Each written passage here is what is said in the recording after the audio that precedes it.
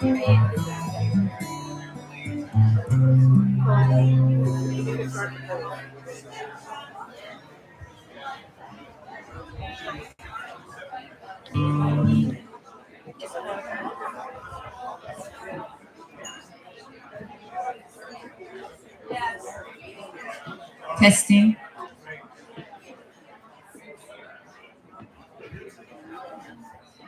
Aloha, everyone. We're about to begin the sharing of memories portion. And I'm here to introduce myself and my husband, Scott. This is Scott Nunokawa. I'm Haunani Lemn. And as you know, the Campbells had a far reach, and there are different areas that they reached. And so we would be part of the McKenna reach. And Scott and I had the privilege of getting to know them when I started dating Scott.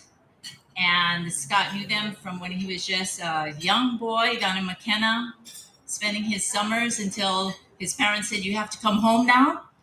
And when we got together, he said he wanted to get married down in McKenna. And he wanted to get married at the Campbells.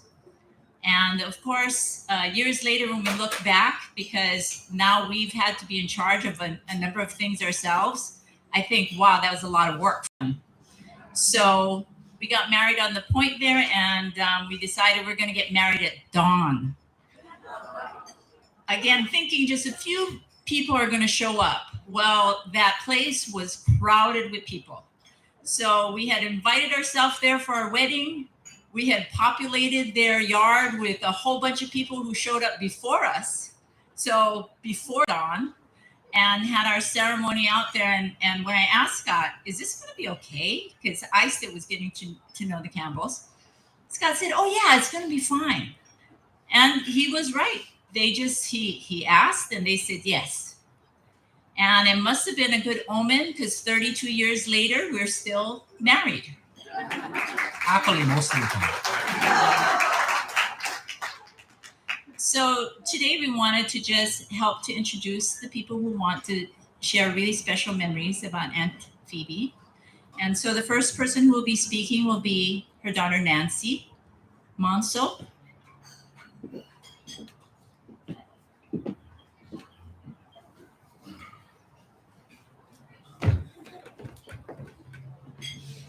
Haunani and Scott, thank you both so much. Love having you here. And I want to thank everybody so much for coming today. Each of you played such a special part in my mom's life, and she loved you all so much. Thank you for cherishing her as we did. It means so much to us. She knew how lucky she was to have such wonderful friends and family. But to me, honestly, one of the hardest parts about being here today is that she would so have wanted to have been here.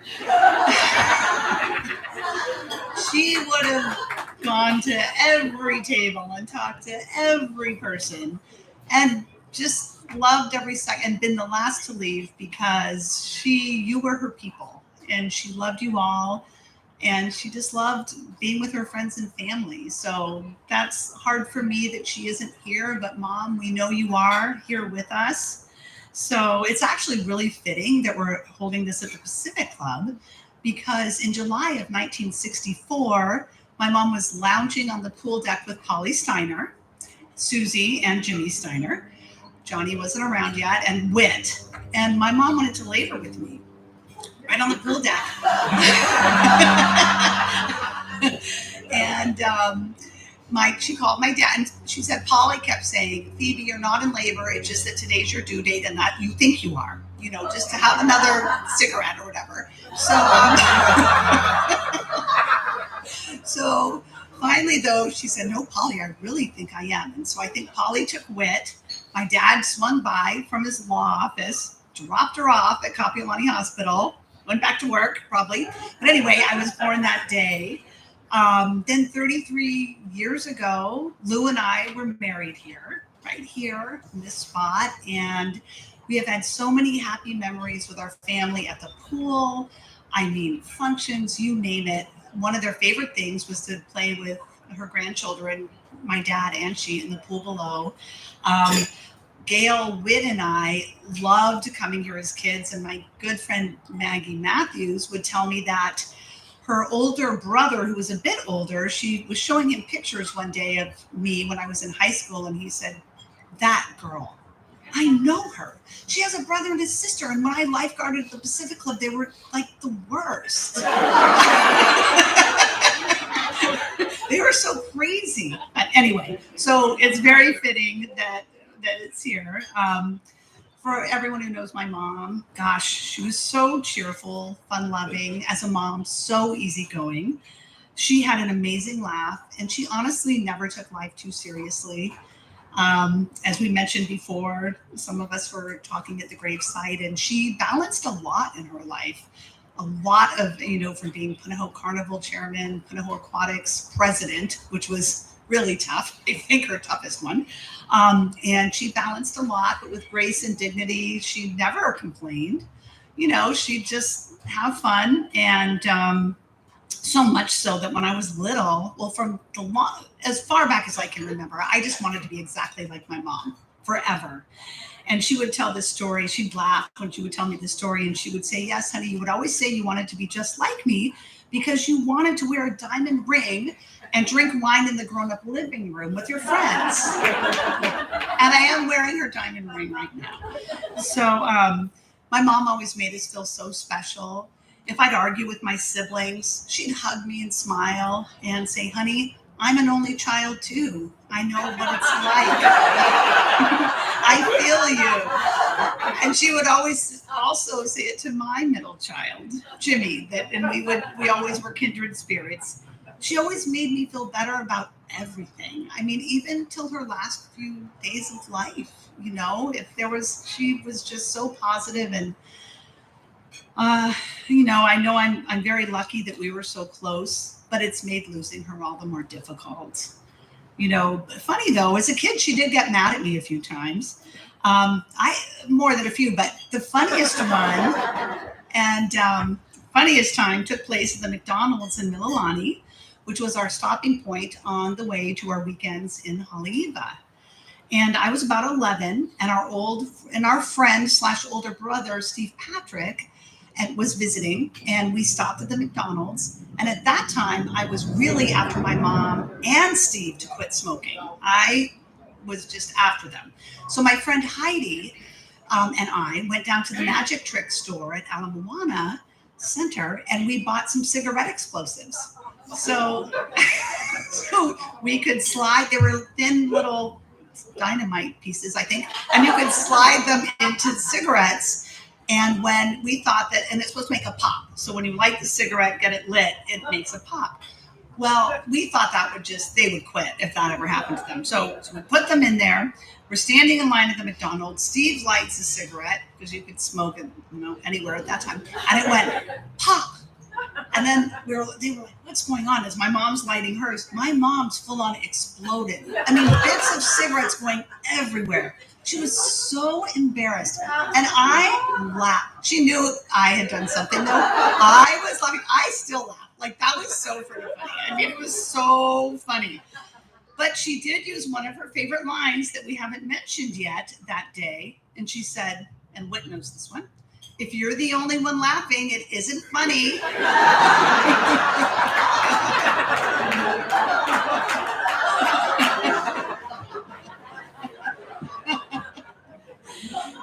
Well, knowing my mom, it didn't take long for her to laugh about the exploding cigarette. We laughed for years about it, and I did eventually, with my siblings, persuade her to quit smoking. She missed her family on the mainland so much. I know she did, her sisters and her mom and dad and her nieces and nephews. But she loved Hawaii with every part of her being. She loved Hawaii. She loved to hike and explore, and she adored the beach and the ocean. Growing up in Minnesota, she was not used to the ocean or the waves. And she was actually pretty scared of the waves. But nevertheless, she'd jump into her kayak with one of us or my dad, and she'd kayak all over Makena and parts of Oahu, often being thrown out of her kayak into the waves, while landing on the beach, only to come up laughing. And one of my favorite things about my mom, that I try to be this way as well, is she was always so inclusive. Definitely the more the merrier type of mom. She was always celebratory with her amazing cooking and plenty of food and wine for everybody all the time. As a teenager, we had great times at McKenna with our cousins, with my high school friends, Maggie, Moo, and Murch, and Jerry, and with the Ching family. Many, many stories. We had this old green fake wood side panel station wagon that she loved because it was her first car with air conditioning, and she'd roll up the windows and smoke.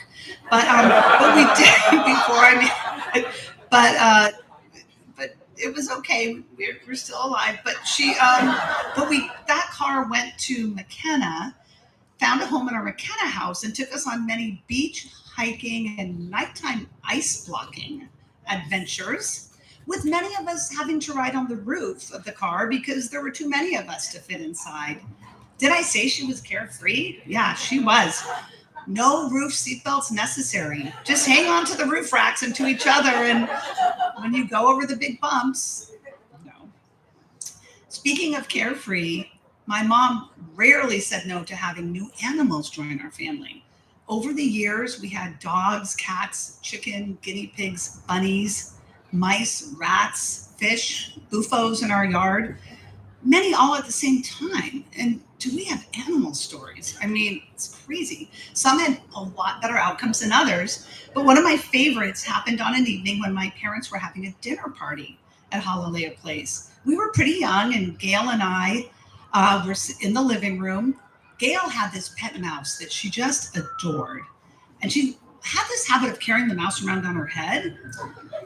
Well, this particular night, Gail was sitting near the screen door of our Honolulu Place house, and one of our stealth cats spotted that mouse, and in a flash climbed the screen door, took a flying leap, grabbed it off Gail's head, and disappeared outside into the darkness. So Gail was in tears, and Mom had to leave the party to comfort her and got her to bed with promises of a new mouse. But as I was falling asleep an hour or so later, I heard shrieks and a ruckus from the dining room. The cat had brought the mouse, who was still alive, back into the house, dropped it at the feet of their dinner guests, and started kind of moving and walking around. My mom's friends were shrieking and the men were laughing. I'm sure there was much wine involved. And my dad scooped up the mouse and quietly put it back into the cage, and Gail was thrilled the next morning. It had dried off from the cat's saliva by then, and I was thrilled to find the mouse there. So we had a real menagerie. The fact that I always wanted to be like my mom never changed when I had my own children. Being a tutu to her 8 grandchildren was one of her very favorite roles ever, and an unbelievably amazing tutu she was, as the 2 of my kids will be telling you. I try every day to be the mom to my children that she was to Whit and Gail and I. In a note that my old friend Donna Ching wrote me shortly after my mom's death, she gave me the highest compliment. She said, "Nancy, you are truly a chip off your mom's block, committed to making others happy and successfully raising 3 well-adjusted children. So when you think your mom is gone, look in the mirror and be assured that she is right there with you." Thank you, Donna. It's so hard for us to imagine moving forward without you, Mom. You know, a few minutes before she died, I sat with you and hugged you and promised you that we would all take care of each other forever and continue to make you proud. I know you heard me because I hugged you and told you that it was okay to go and be with Dad because he's been waiting for you for a long time. And you did. You went peacefully to be with Dad. And it was really hard for us, but I have to remember that you're always going to be with us. You're here with us at the Pacific Club, in the blue sky, the soft Hawaiian breezes that you love so much. You're here with us in the ocean, the palm trees, and in your very beloved Valley of Manoa. I feel you, Mom, and I'll love and miss you forever. Thank you.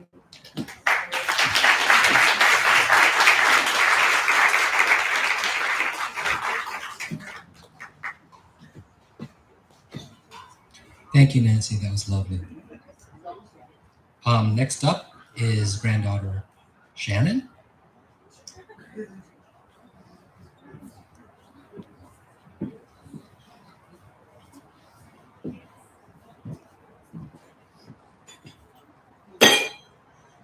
Hi, everyone. I'm Shannon. I am Phoebe's granddaughter and the daughter to Nancy and Lou. So I'm going to be reading a letter that I wrote to Phoebe, my tutu. Dear Tutu, starting this letter to you felt really hard because it made it real for me that you are no longer a phone call, a flight, an email away when I need you. A thought I couldn't bear to come to terms with because of the pain that comes with this now empty, gaping hole in my heart. I know it just speaks to all the love you gave me that has filled this hole for the past 27 years. And thinking about the love you filled me with and the heartbreak I've been feeling since I've lost you reminded me of a quote I've read recently. Many people see grief as pain. They avoid it, suppress it, or race to process it so they can expel it from their lives. Here's a beautiful alternative. Grief is unexpressed love. Holding on to it is a way of staying close to the people we have lost.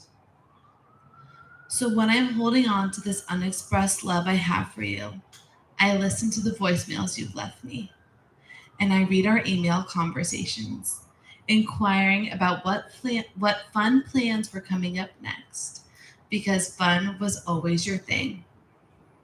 Rereading these emails, I was reminded of how you made me feel so loved and so special. Always telling me how proud of me you were, making me feel like my plans and my accomplishments were the biggest and mattered most in this world. Recently, planning big things with big life changes and accomplishments has been a reminder of your absence. Because you're the person I always want to share things with.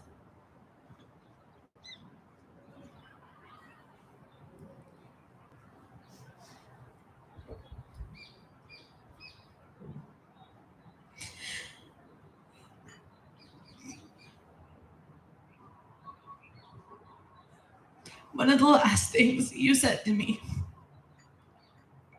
was how you couldn't wait for Adam and I to have kids because of how much we love our dog. You could only imagine how much we are going to love our kids. The thought of you not being here in the future for that experience is heartbreaking. But I can't help but feel that you will be watching from another place and be with me in a special place in my heart. There are so many things I'll be bringing along with me that I've learned from you. Your laid-back attitude while raising kids, something my mom talked about, and something I know from the many other crazy stories my mom has told me.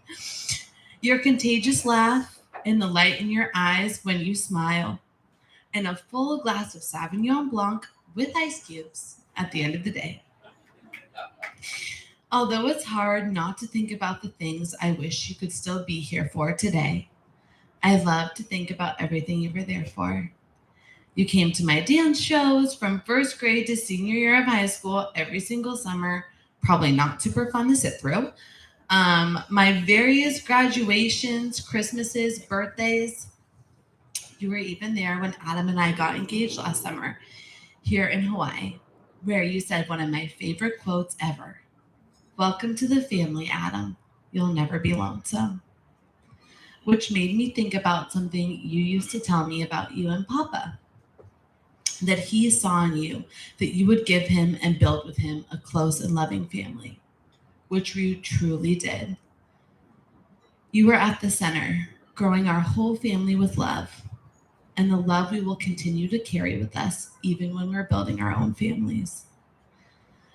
I also think about all the times you were there sharing maybe the seemingly small things with me, like the nightly walks we would take every time you visited San Diego, getting our nails done together, seeing all my different apartments throughout the years, browsing bookstores for hours, standing in the mile-long line at Matsumoto's with me when no one else wanted to. You gave me the love of a grandma, but it also felt like the love of a best friend. A best friend that I miss so much. I cling to these memories. And when I feel sad about not being able to call you on the phone like I want to, I think about how your love shaped me to be the person that I am today. And with that, you live on in all of our hearts. We love you, Tutu. I know you're sitting up there with Papa, hopefully by a nice wine fountain. White wine Sauvignon Blanc with ice cubes. I miss you every day. Love, Shanny.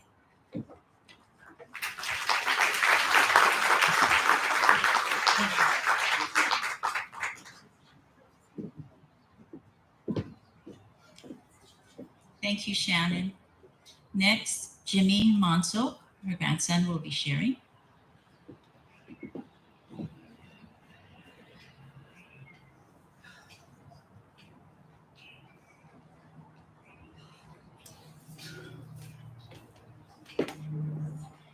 Hi, everyone. I'm James Manso. I'm Nancy's son, Phoebe's grandson. And I'd like to open my sentiments with, thank you. There, how's that? Okay, I would like to open my sentiments with a quote from an author that my grandmother and I both really loved. We are not idealized wild things. We are imperfect mortal beings, aware of that mortality, even as we push it away, failed by our very complication, so wired that when we mourn our losses, we also mourn, for better or for worse, ourselves, as we were, as we are no longer, and as we will one day not be at all. So said the late Joan Didion in her memoir, The Year of Magical Thinking. Didion and literature at large was just one of the many loves that I shared with my beautiful grandmother.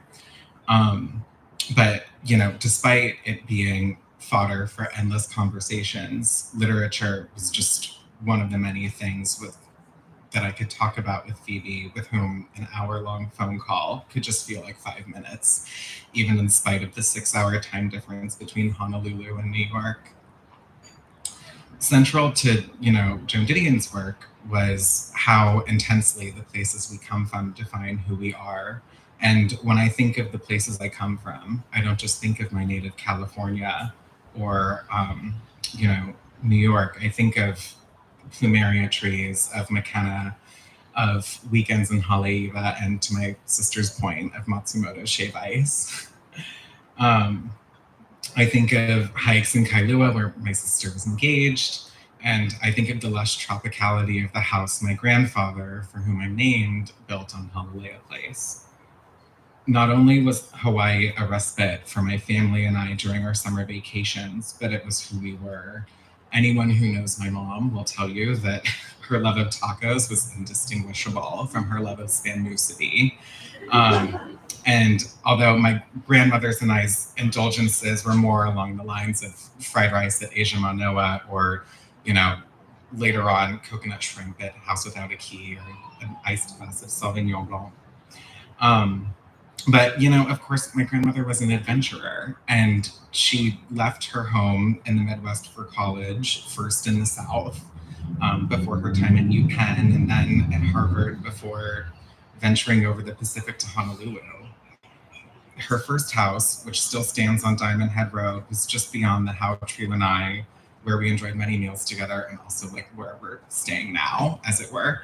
But she may not have been born in Honolulu, but Hawaii was where she was from. And it's the same unconditionally lax savoir-faire I think of when I think of her. And regardless of whatever tribulations I faced in my own life, I knew I could talk to my grandmother, and no matter where I stood in the world, I would still stand and smell the plumerias, and I still smell them now. So when I think of my innumerable trips to Hawaii throughout my life, I don't only think of myself, I think of a really brave woman who ventured to America's youngest statehood in search of her own happiness, and who found it at the Steiner's house in the midst of a hurricane and my grandfather. And despite turbulent weather, that's the foundation on which she built her life. It's through her I learned that home is where we find the people we love the most, and it's why I find so much love here. Love is the word that comes to mind when I think of her, not just because I loved her, but because her example of unconditional love is what comes to mind when I think of such an idealistic concept. When I came out in 2012, I never came out directly to my grandparents, but as my mother will tell you, when she learned of my identity, Phoebe just uttered a quick, so that doesn't define him, before carrying on the conversation. I only grew up with one set of grandparents, but I never felt any deficit of love from my elders, and that I credit to her. Not only were we fiercely close, but she never failed to impart her aphorisms with best intentions when she could. She famously always asked us, if it isn't fun, then why go? And always reminded us to always bring our swimsuits wherever we went, because we never knew when we'd get a chance to swim. My earliest memories of my grandmother actually start with her swimming. I remember snorkeling off of McKenna, and I remember her beloved water aerobics classes downstairs here at the Pacific Club. And it was a love that carried her through life. And, I think of the papayas we'd have for breakfast at Honolulu before her afternoon swim, or her always encouraging us to go to the beach. And such encouragements never ceased, despite her own limitations. I mean, I remember in 2013, being nudged into paddleboarding in a house we rented in Lanikai right after she had major surgery. So, what sticks with me the most about her is her spirit. One that favored relaxation, pleasure, and the beach above all else. And, it never failed despite her own ailments. I may have met her later in life, but she never defined herself by her age to me. She was always just Tutu, the gray-haired woman who lived in Hawaii and loved me unconditionally. So, although that role didn't change much, it was only accentuated by her generosity. Days after my brother was born, I remember the toy pirate ship she bought me on my 5th birthday. Worried that, I wasn't getting enough attention right after my brother was born. And, the last time I was here, she gave me a book along with several other recommendations. And, every November, birthday cards every year with pictures of Hawaii. And of course, the heirlooms were myriad as well. There was a desk in our living room, trinkets from her travels. And while those things last, I've come to realize that my most prized family heirlooms are my memories with her. In my memory, she's not coping with the loss of my grandfather or dealing with the obstacles of age. As I remember her, she's the gray-haired woman who made her home in Hawaii and who loved me as fiercely as she lived her life. Thank you.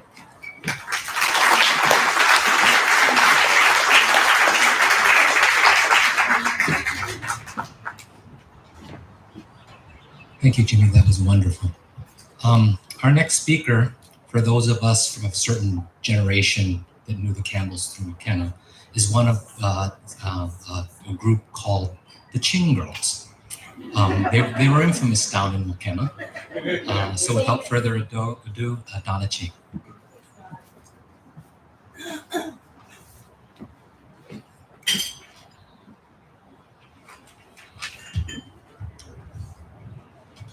For those of you who don't know me, as Scott mentioned, I'm one of the Ching girls, number 3, if you must know.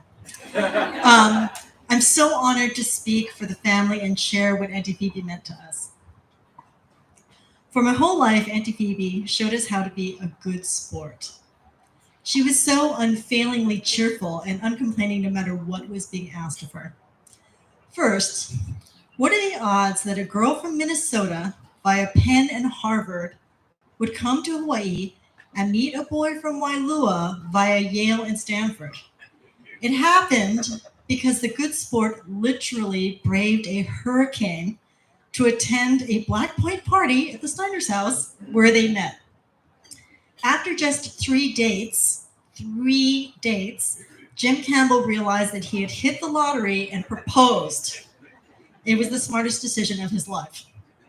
Phoebe Perry was an intellectual equal who was game for anything. Anything being the operative word of that sentence.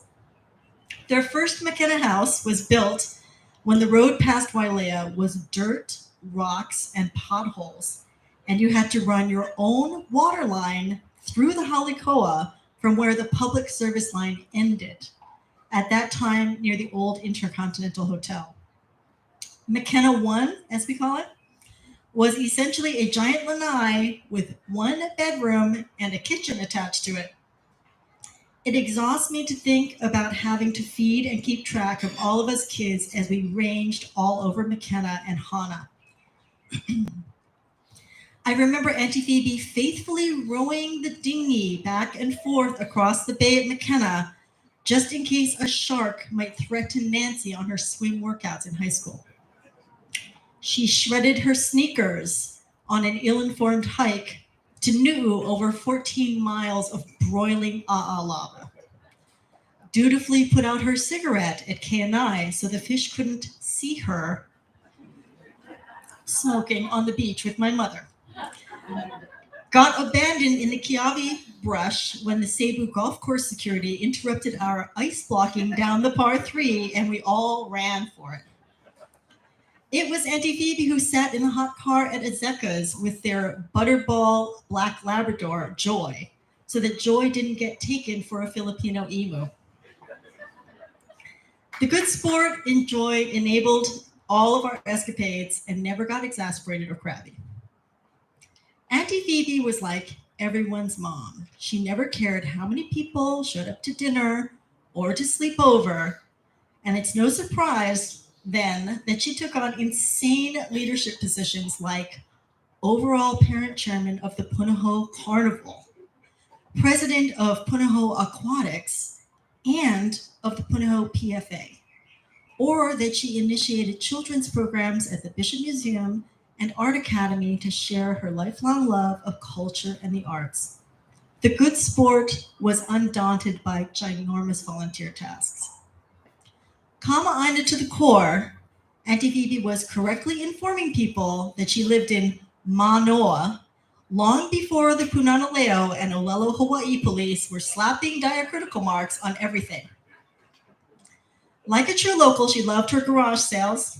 On weekends, she'd go to long walks up into the valley with friends like Ann Swanson, and afterwards call Uncle Jimmy to tell him where to bring the truck to pick up her treasures. For our lunch dates, she always picked Chinese or Japanese food because, she confided, my Haole friends never want to eat Asian food. And over plates of our beef chow fun or butterfish teishoku, she would gesture with her chopsticks, exclaiming, I mean, what's not to like about this? The good sport ate and enjoyed everything. I'm not sure if it was her Midwestern roots, but the good sport just always carried on. Whether through the chaotic young motherhood years, or her own health challenges, or after the loss of her lifetime love, Uncle Jimmy, or the rigors of her travel and social calendar in the last months of her life, she was steadfastly upbeat and stoic. I dare anyone here to attempt to generate a mental image of Auntie Phoebe without her trademark beaming smile. You just can't do it. It should surprise no one to learn that Auntie Phoebe walked into the emergency room at Straub less than a week before she passed away in her home at Kahalanui. Initially, the ER doctor even gave me some attitude because at first glance, he didn't think she was sick enough to be there. To the very end, the good sport just kept it pulled together. And I like to think that Auntie Phoebe was handed her VIP Easy Pass exit as compensation for a lifetime of sunny disposition and putting other people's feelings before her own. Because Uncle Jimmy and Auntie Phoebe were so close to my mom and dad from before I was born, Auntie Phoebe has always been in my life. Her absence is hard to get used to. But my gratitude for the 60 years of love and fun that she gave me balances out the sense of loss. And I know that Whit, Nancy, Gail, and their children will keep us connected to Auntie Phoebe forever. I'll conclude by saying that what I admired most about her, other than her reliably upbeat attitude, was something that she lacked: ego. Auntie Phoebe was not motivated by praise or credit for what she did for her community, friends, and family. I hope we can all honor her life by trying to be more like her, supporting others with generosity of spirit and love, and expecting nothing in return. Imagine what a better place the world would be if we can carry on in Auntie Phoebe's inimitable style. Thank you.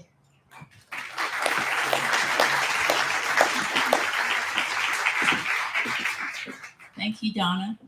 I just wanted to follow up a little bit because both Jimmy and Donna talked about how Uncle Jimmy and Auntie Phoebe met. And if you had the benefit of hearing that wild, wild story, almost unbelievable, which included Auntie Phoebe's luggage being on a ship that went back to Minnesota, and she's staying here to marry Uncle Jimmy.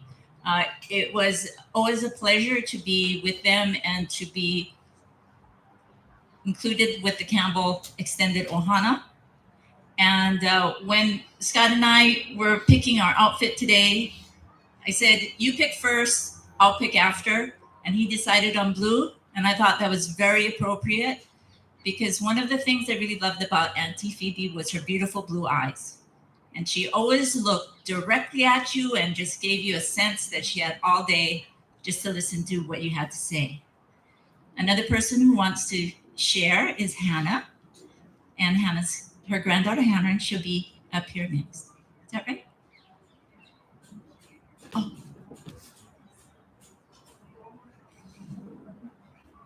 Scott, is that right?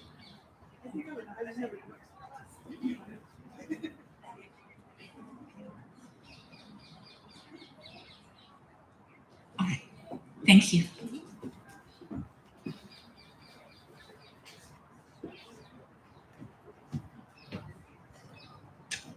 So this is a poem written by Charlie Batflaps and Karen Neff. Mother, peacemaker, good nourisher, puckish, subversive of pretense.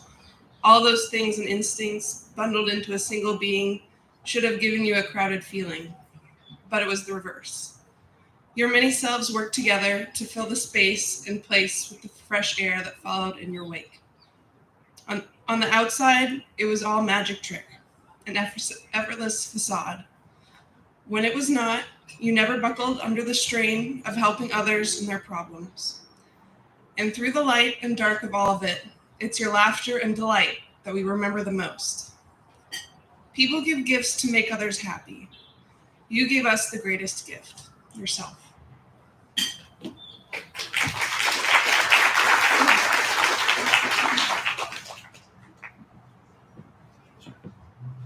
Thank you, Hannah. Our last official speaker today, or I should say last but not least, is Auntie Phoebe's youngest daughter, Gail. So without further ado.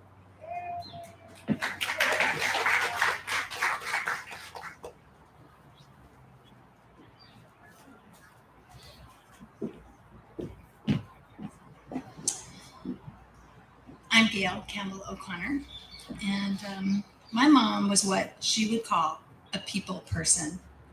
My parents chose to build a house in Manoa and a house in McKenna next to their closest sets of friends. On Honolulu Place, all the neighbors were our extended family. We'll call them family neighbors. Her oldest and most loyal friendships were built on Honolulu Place while she was raising her children. Karen and Charlie Neff, who wrote the poem that Hannah just read, and the Petersons, the Bergers, and Stoll relationships were so intertwined with ours on Hallelujah Place that I didn't realize other neighbors did not just march right into each other's kitchens to trumpet our latest accomplishments or sob over personal tragedies. Our home and refrigerator were wide open to everyone on Hallelujah Place. The little room under the house was an endless source of amusement for my parents, as they loved having every relative and college friend from the mainland stay down there, starting with cousin Gracie while she was attending medical school, then Steve Patrick as a teenager who landed in Honolulu with the intention of going to spend the summer in Japan with his family, but instead he stayed all summer and came back year after year.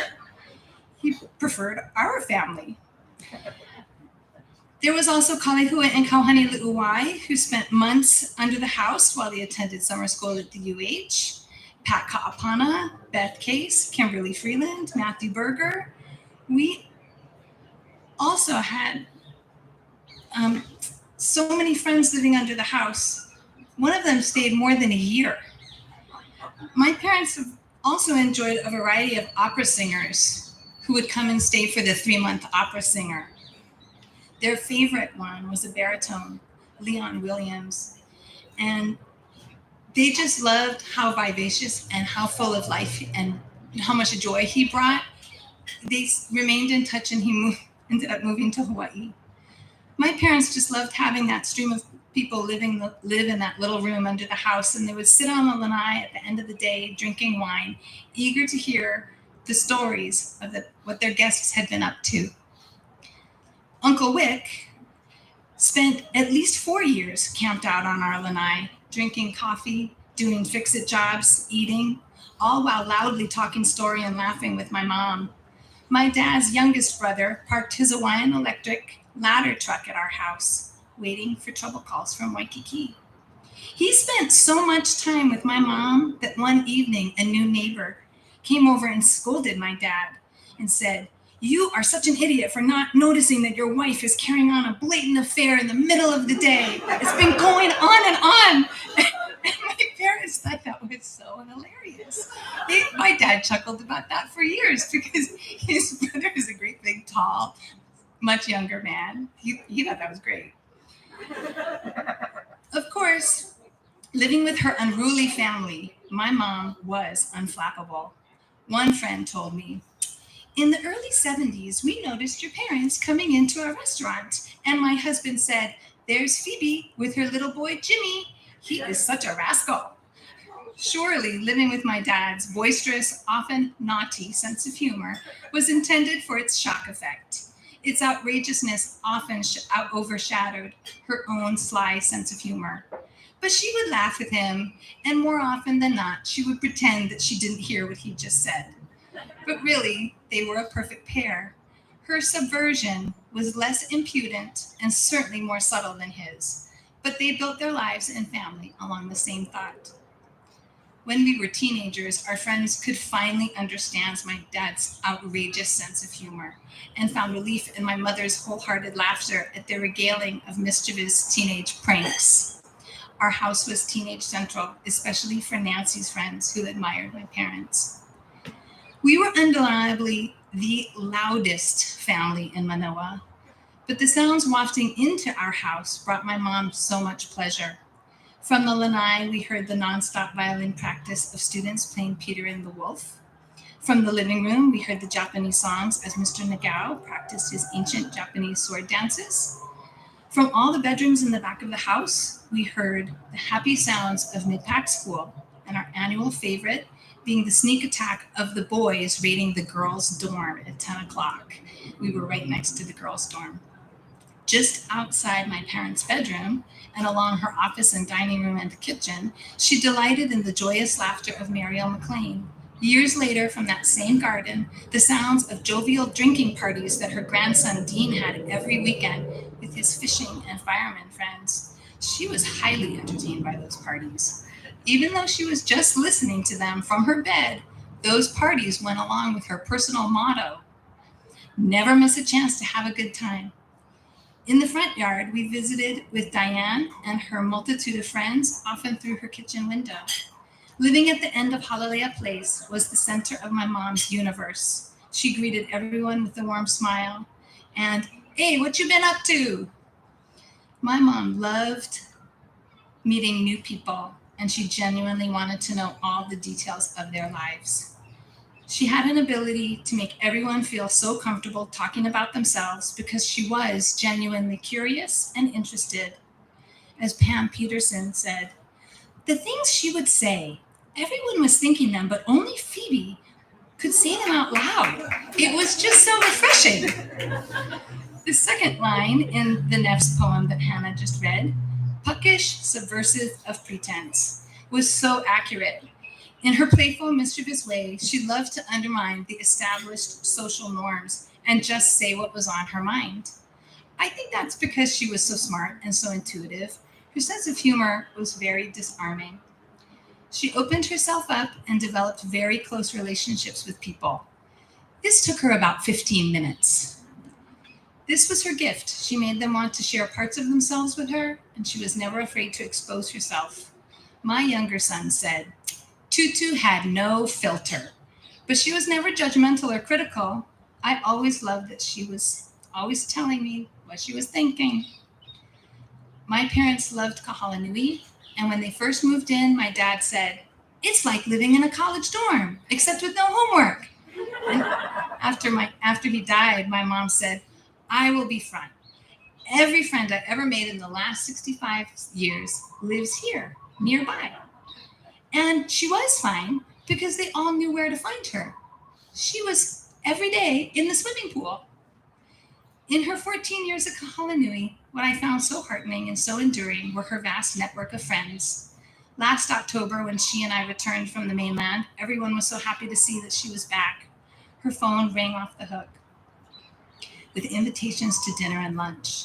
Although I didn't know what was wrong, I knew that she was mentally and physically going downhill very fast. I just marveled at her ability to rally whenever she was with friends. Every day I would walk her down to the restaurant, and I was so amazed that she would just perk right up, gaining so much energy and focus from the time spent amongst those she really loved. She was persistent when it came to making new friends. I found in each of her many Kahalanui directories that she had highlighted the newest residents and made efforts to get to know each of them. She had so many sets of friends, many of which overlapped, but most of them did not. She had the Wooddale girls, a group of friends who all went to school together since they were in kindergarten, and they got together nearly every year for the next 70 years. Starting in the 1970s, she had a group of women called the Flaps, who were very close friends, and they met at each other's house for lunch once a month. One of the little boys came up with the name because he said, "Hey, Mom, when your friends are together, their lips never stop flapping." There were her weekly walking chums who usually walked 2 hours a day up Tantalus or St. Louis Heights and all over Manoa. Margaret, Anne, Sue, Jane, and Pat.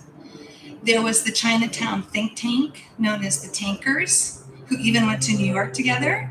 The Volcano Wreath Girls, who hiked all over Volcano every December.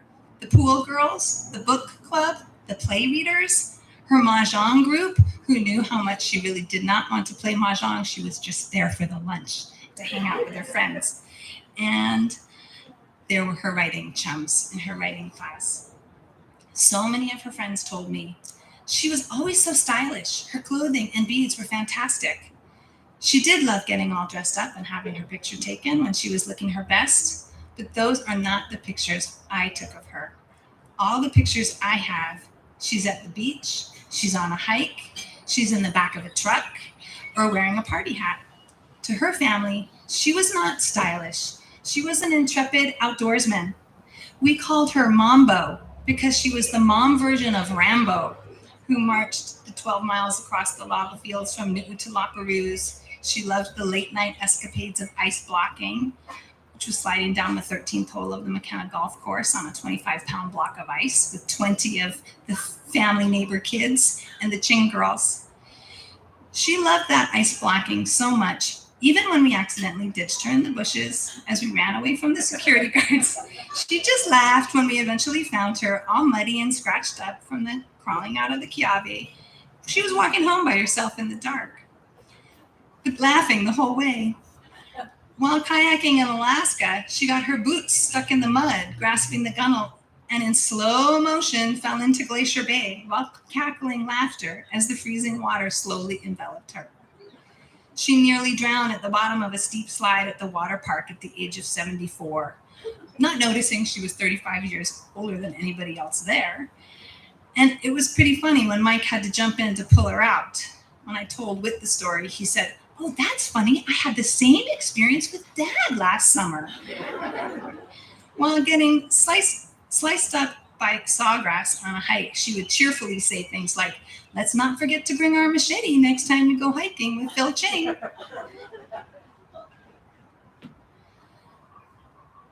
In my search for those very fashionable pictures of her looking gorgeous, instead, I found so many fearless outings. I was lucky enough to move home after college and live nearby.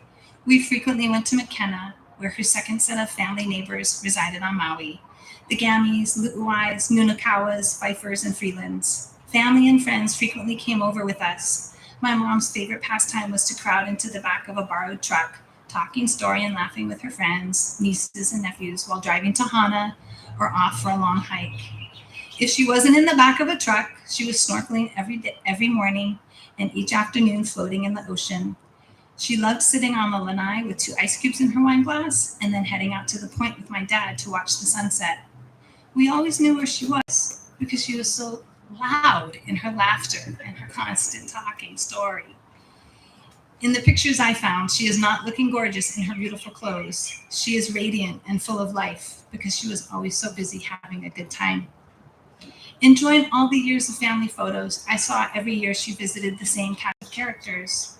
I chose to catalog all of her adventures she had in just one year, the year she turned 60. In July, we paddled down on the Na Pali coast and camped out halfway with the Steiner family.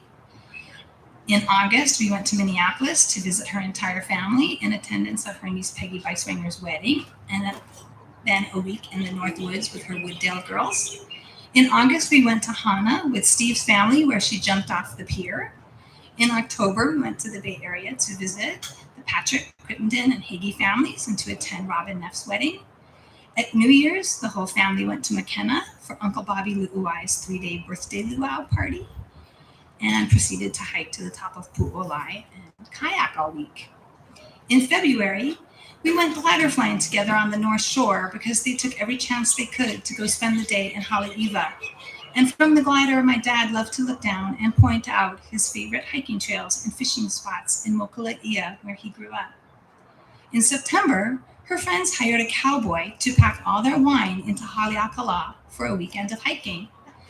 Too bad they didn't have a radio because they would have realized that Hurricane Iniki was heading right for them. Margaret, Sally, Pat, and Mambo hiked out of Haleakala on the Switchback Trail in the middle of Hurricane Iniki. My mom described it this way. Pat and I each had hold of Margaret's hand so she wouldn't blow off the cliff. And Pat was the anchor holding Sally's hand, who just fluttered in the back of our human chain. It was a celebration of their 60th birthdays. They barely made it out alive, but they continued to enjoy hiking and drinking wine together for another 27 years.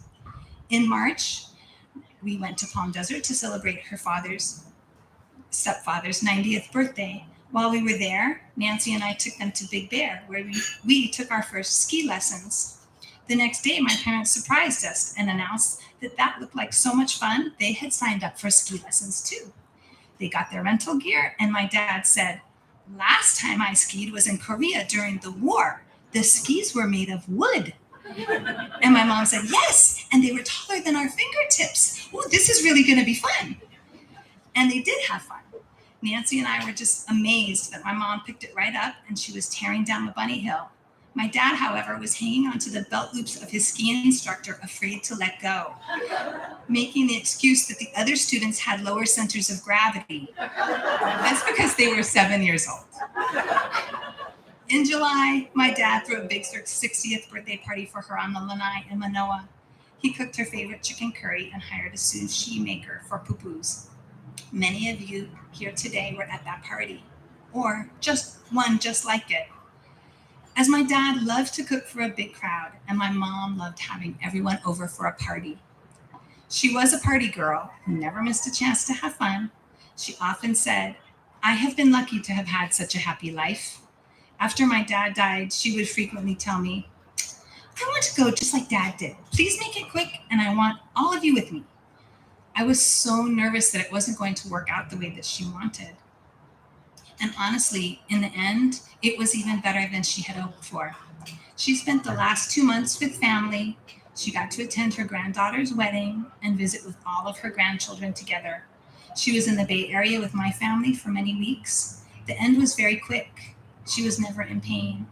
And in only a few hours, all of her Campbell nieces and nephews dropped everything and came from all over Oahu, Maui, and Hilo.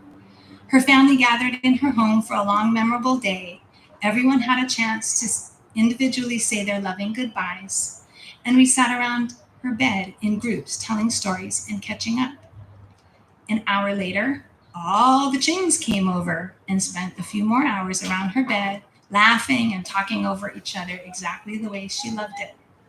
Nancy spent the night with her, and Whit was with her early in the morning when he frantically called us back to the room.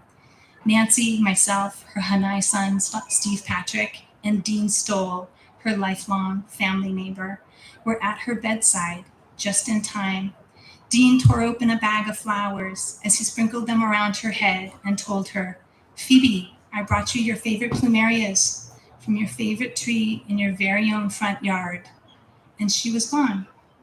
As she liked to say, I had a charmed life, which I think we would all agree she had a passionate and loyal husband who cherished her for 60 years, and children, grandchildren, family neighbors, and friends who laughed alongside her and loved her beyond measure.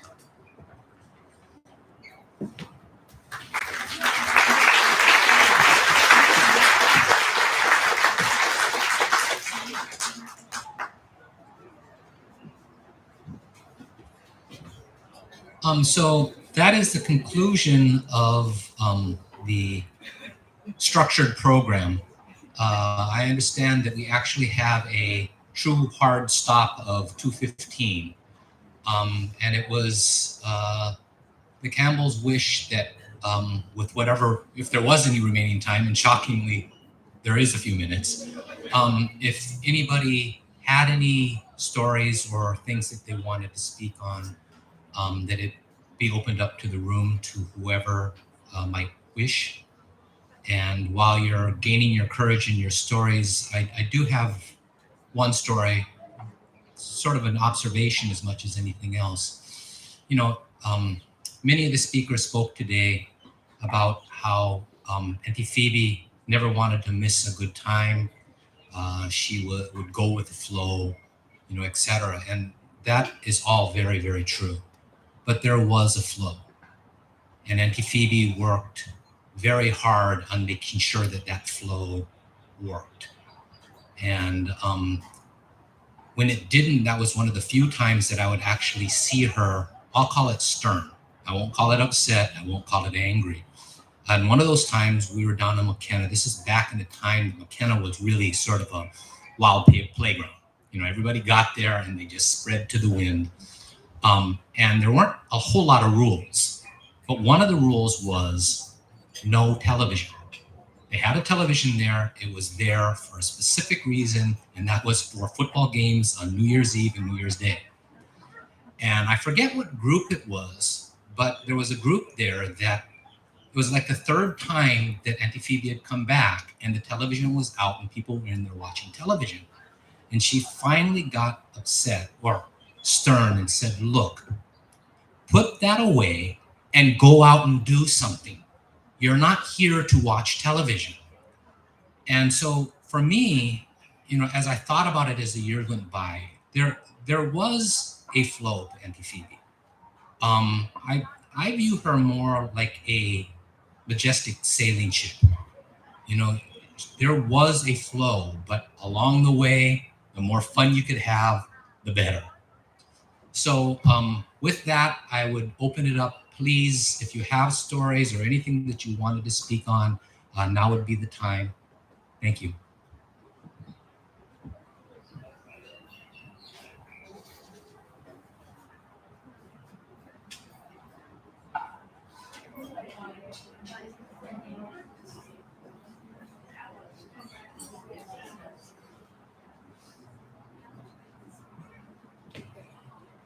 Hi, everyone. I love Mrs. Campbell so much. She's just the best. I wanted to pay tribute to all the Campbell Manso families who've gotten up to speak so far because you've stolen so much of my material. So I'll just be another 30 minutes. Mrs. Campbell's presence and grace was so special. She had an absolutely infectious laugh, and she was so easy to laugh. Nancy already stole my story about how my brother Doug was lifeguarding here at the Peak Club with Whit, Nancy, and Gail.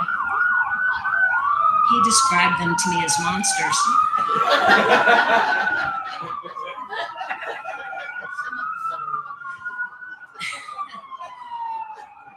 The Campbells were so special. Nancy and I were partners in crime from 8th grade on when I arrived at Punahou. I don't know why she, Merch, and Lori Moo took me in under the reins, but they did. Because I had striped red and white overalls, and I had a fire engine shirt underneath.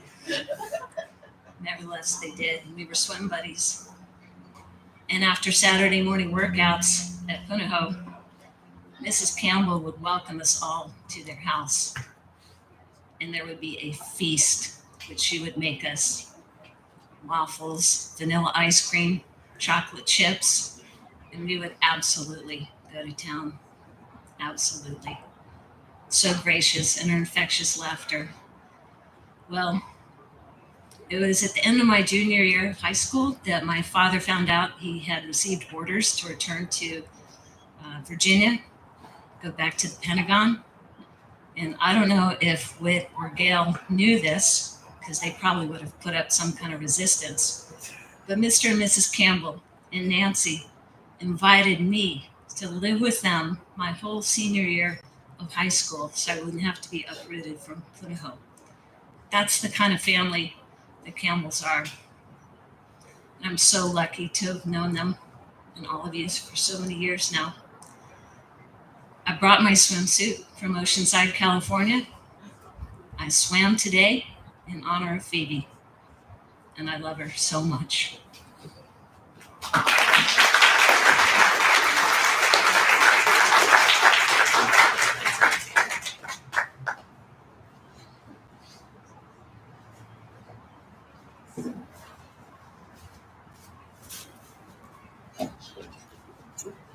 Okay, I got it. A little excitement there. I'm Sandy Crittenden, and I'm the cousin of Jim Campbell. And I've heard so much about Phoebe, which is all true, but you've missed something, which I had discovered only a few years ago. She was very organized. One day we got a package in the mail, every Christmas card, every Christmas letter, and every photograph I ever sent, she had collected and somehow organized and mailed them back to us. So she was a very organized woman.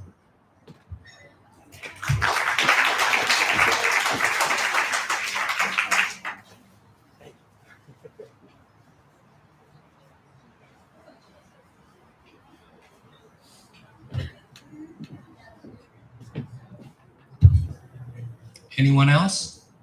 Last call. Not seeing anyone. I'd like to salute Auntie Phoebe. Hopefully not for the last time, because she will be in our memories forever. But Auntie Phoebe.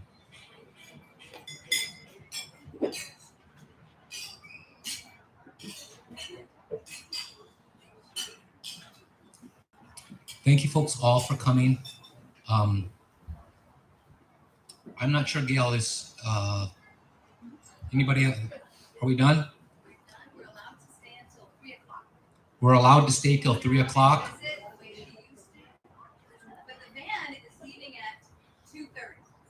The van to Honolulu is leaving at 2:30. That was why the 2:15 was the hard finish. Apparently we can close the joint, you don't have to go home, but you can't stay here past 3. Thank you all.